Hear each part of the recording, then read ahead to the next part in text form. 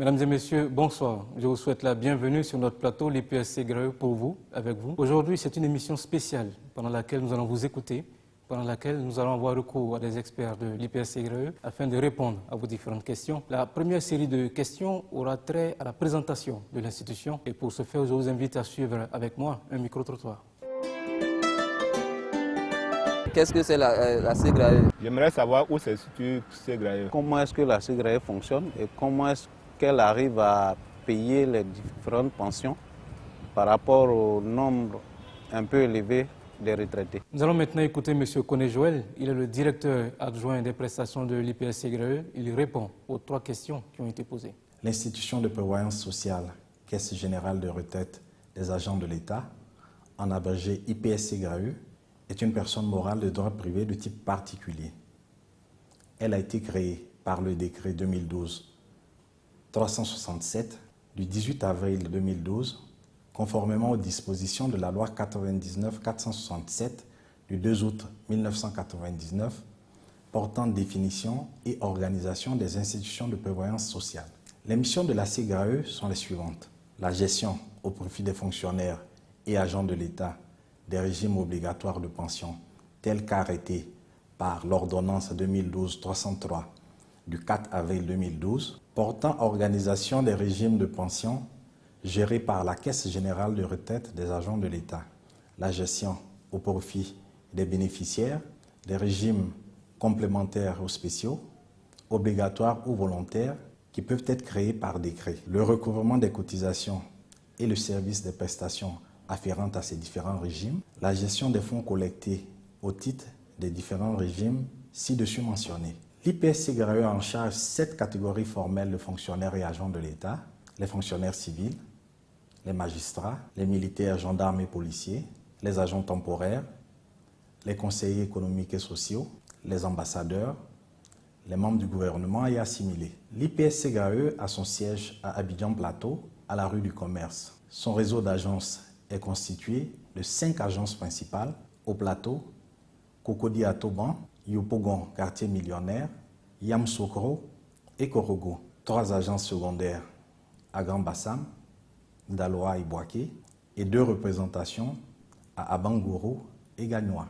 En vue de se rapprocher toujours davantage de ces assurés sociaux et de leur offrir un service de qualité, l'IPSC Graeux ouvrira, courant 2018, une nouvelle agence principale à Mans, en attendant son implantation dans d'autres régions de la Côte d'Ivoire. L'IPSC Graeux sert 4 grands types de prestations. Les prestations de vieillesse, revenus de remplacement versés aux fonctionnaires parvenus à l'âge de la retraite, les prestations de survivants qui sont versées aux conjoints survivants et aux orphelins du fonctionnaire au décès de celui-ci, les prestations d'invalidité versées aux fonctionnaires ayant contracté une infirmité dans l'exercice de leurs fonctions ou en dehors, la dite infirmité ayant entraîné une impossibilité définitive d'exercer les fonctions. Et enfin, les capitaux décès, paiement unique, effectués pour le compte de l'État du Côte d'Ivoire aux ayants cause du fonctionnaire décédé en activité. Merci M. Koné. Je rappelle que M. Koné Joël est le directeur adjoint des prestations de l'IPSC Graeux. Nous allons maintenant aborder la deuxième série de questions. Elles ont attrait aux prestations de l'IPSC Graeux. Suivons ensemble. J'aimerais savoir quels sont les dossiers à fournir et à partir de quel moment on doit commencer à déposer les dossiers à la CGRAE. Une fois on part à la retraite, il faut combien de temps pour commencer à percevoir la pension?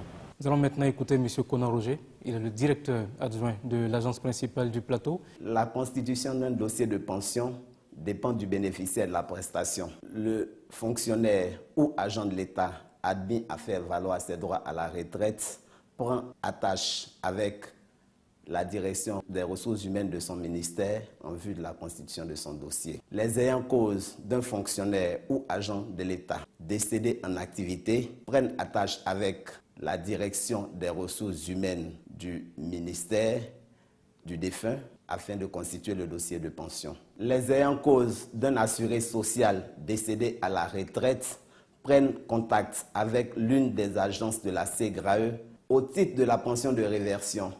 Les pièces à fournir sont les suivantes. Une demande de pension de réversion, la photocopie de la pièce d'identité du conjoint survivant si le défunt est légalement marié, la photocopie de la pièce d'identité du défunt, un extrait de l'acte de naissance du défunt, un extrait de l'acte de décès du défunt, un extrait de l'acte de naissance du conjoint survivant, un extrait de l'acte de mariage, un certificat de non-divorce et de non-séparation de corps délivré par la circonscription d'état civil du lieu de naissance du conjoint survivant, un certificat de non-remariage délivré par la circonscription d'état civil du lieu de naissance du conjoint survivant, un bulletin de pension ou de solde, un acte de notoriété déterminant les qualités héréditaires du défunt délivré par le tribunal ou un notaire, un certificat de non-appel ou de non-opposition à l'acte de notoriété si délivré par le tribunal, un acte de tutelle ou d'administration légale pour les enfants mineurs, un certificat médical constatant l'infirmité pour les enfants atteints d'une infirmité reconnue permanente et incurable, un extrait de l'acte de naissance de chaque enfant mineur, un certificat de vie et d'entretien pour les enfants mineurs. Les ayants cause du fonctionnaire ou de l'agent de l'État décédé en activité devront fournir en plus des pièces suscitées toutes les pièces exigibles pour la constitution d'un dossier de retraite. En tout état de cause, la liste exhaustive des pièces à fournir peut être consultée auprès des DRH des ministères ou dans les agences de la SEGRAE. La liste des pièces à fournir peut être également consultée sur le site internet de la SEGRAE à l'adresse suivante: www.segrae.ci. Avant la réforme de 2012, le délai moyen de traitement d'un dossier était de plus de 365 jours. Suite à la mise en œuvre de la réforme, notre engagement de service est de 45 jours, conformément à la norme CIPRES. Toutefois, en 2017, le délai moyen de traitement d'un dossier était de 19 jours, confirmant ainsi la volonté de la direction générale de faire succéder la première pension au dernier salaire d'activité. Nous invitons à cet effet tout fonctionnaire ou agent de l'État qui est à moins d'1 an de la retraite de prendre contact avec la direction des ressources humaines de son ministère. Monsieur Konan, qu'est-ce que vous pouvez nous dire concernant le paiement des prestations à l'IPS-SEGRAE? Le premier paiement à l'issue du traitement du dossier se fait par chèque. Un relevé d'identité bancaire est exigé au retrait de la décision. Les paiements mensuels se font par virement bancaire.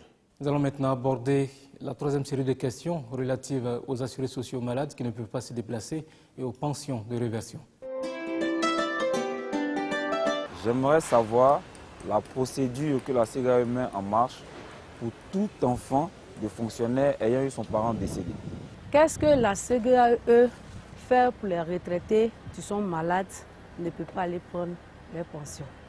Pour répondre à ces questions, nous avons Mme Brendou, chef de service prestations à l'agence principale de Yopougon. Avant de répondre à la question des bénéficiaires de la pension de réversion, je voudrais préciser que le fonctionnaire décédé doit avoir acquis le droit à pension, c'est-à-dire qu'il doit être titulaire, il doit détenir une pension de retraite ou il doit avoir totalisé 15 ans de service. Les bénéficiaires de la pension de réversion sont le conjoint survivant et les orphelins mineurs. Le conjoint survivant, c'est l'époux ou l'épouse qui était légalement marié au fonctionnaire décédé. Le mariage doit avoir duré 2 ans avant le décès ou 1 an avec l'existence d'au moins un enfant issu des conjoints. Le mariage ne doit pas être suspendu par un abandon de domicile ou bien une séparation de corps. Le conjoint survivant ne doit pas avoir introduit une demande en divorce, à moins d'avoir demandé l'annulation avant le décès. Pour ce qui est des orphelins mineurs, il s'agit des orphelins qui ont moins de 21 ans au moment du décès.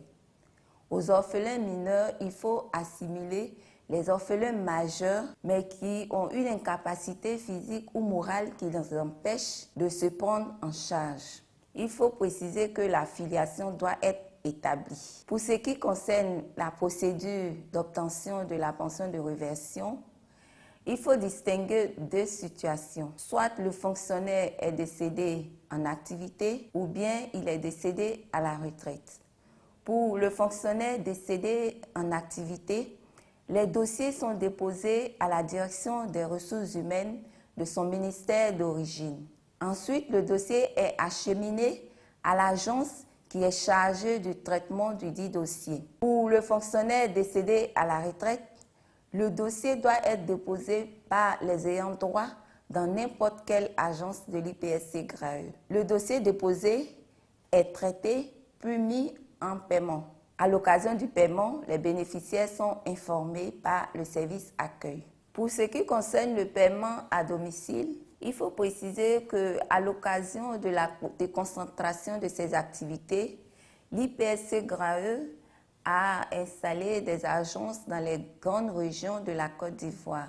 Et c'est la poursuite de ce rapprochement de ces assurés qui lui permet de prendre les besoins des assurés ou des bénéficiaires de prestations qui souhaitent être payés à domicile. Dans ce cas, ils expriment leur incapacité à venir vers nos guichets. Et ces besoins sont matérialisés par les documents sur lesquels ils mettent leur contact téléphonique, leur situation géographique et puis l'incapacité de mobilité. Lorsque les formalités d'usage sont remplies, la SEGRAE se déplace vers ses assurés pour payer la prestation à domicile. À cette occasion, elle prend également les besoins et les attentes de ces personnes de façon bienveillante. Elle les oriente ensuite vers les banques ou les guichets à paiement électronique. Merci Mme Brendou pour votre disponibilité. Mesdames et messieurs, nous avons une dernière question relative celle-là aux actions de communication de l'IPSC-GRAE. Suivons ensemble la question. Qu'est-ce que les responsables de la SEGRAE font pour davantage vulgariser, n'est-ce pas, cette structure, pour mieux la connaître? Chers messieurs, chers téléspectateurs, l'IPSC-GRAE pour vous, avec vous, est une tribune de l'institution pour communiquer avec vous. Chaque 2 dimanches, sur les antennes de la RTI, à 18h05, il existe une version radiophonique, celle-là, qui est diffusée sur les antennes de Radio Côte d'Ivoire tous les vendredis matins à 9h10. Nous avons notre site internet www.segrae.ci, une adresse mail info@segrae.ci, un contact téléphonique 20 25 12 12, un call center 22 52 81 18, une publication Élan Social, un magazine qui est disponible dans tous les points d'accueil de nos agences à Abidjan et à l'intérieur du pays. Voilà, chers téléspectateurs, ceci marque la fin de notre émission. Je vous donne rendez-vous dans 2 semaines, même heure, même plateau, à 18h05, tout en espérant vous avoir été utile.